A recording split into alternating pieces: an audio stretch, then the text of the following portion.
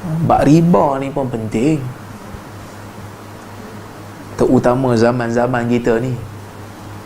Saya terkejut ada seorang ustaz, bila orang tanya dia pasal forex, dia kata forex secara mutlak boleh, sedangkan forex ni perlu perincian hukum. Perleh pun dah keluar fatwa, ada forex yang memang tak halal, bahkan yang halal ni sangat minima. Sebab apa? Kerana dia terlibat dengan riba. Oh tak apa Ustaz, saya tak main forex.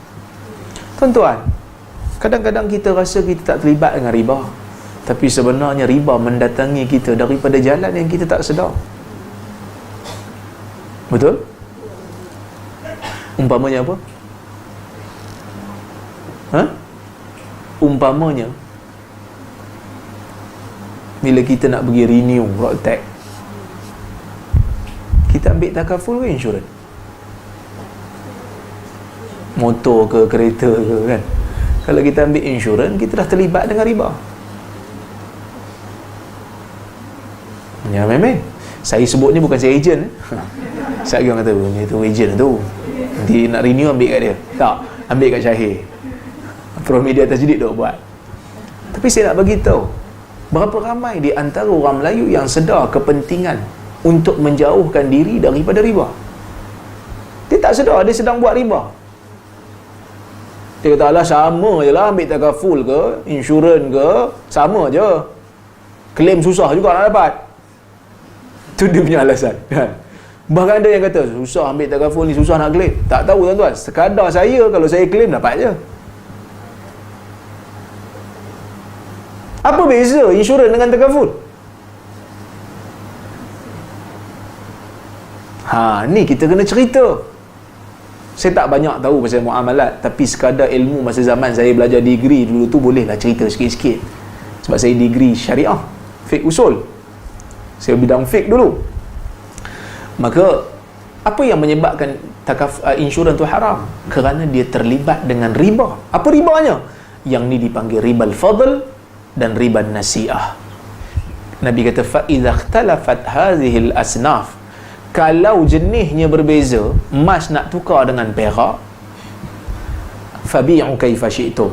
Ni tak syarat sama banyak, tapi mesti on the spot. Ni yang menyebabkan insurans jadi tak halal. Sebab apa?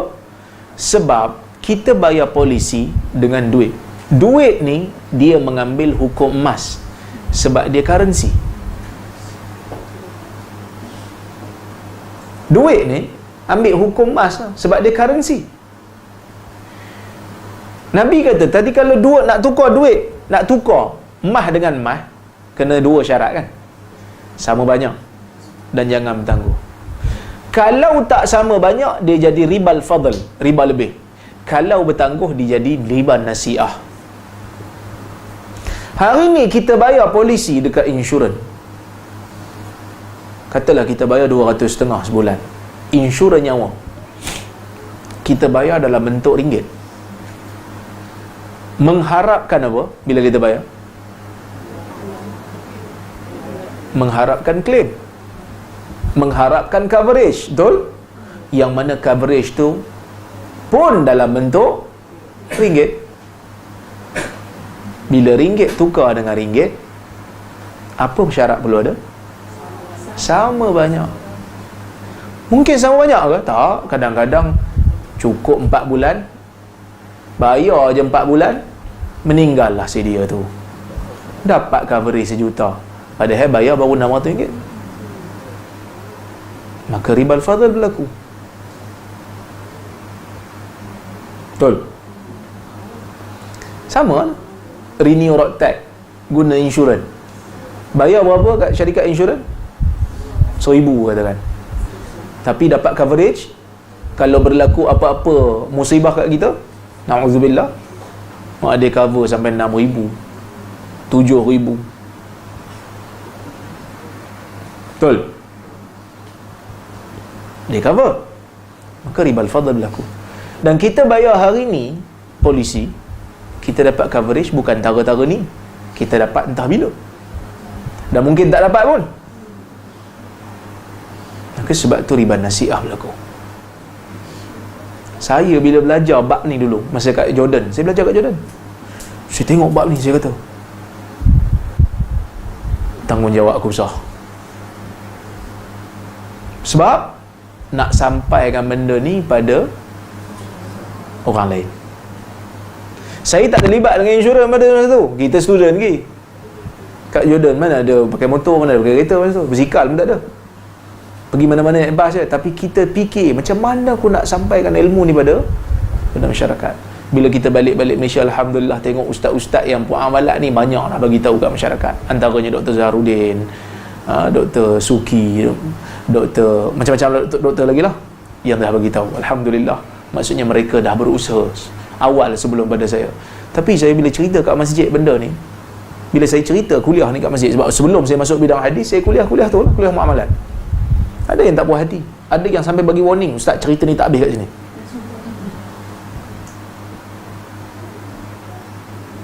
Bahaya. Dan saya bagi tahu saya tak ada kepentingan apa pun. Lainlah kalau saya memang ejen, bolehlah saya kutip duit. Tak.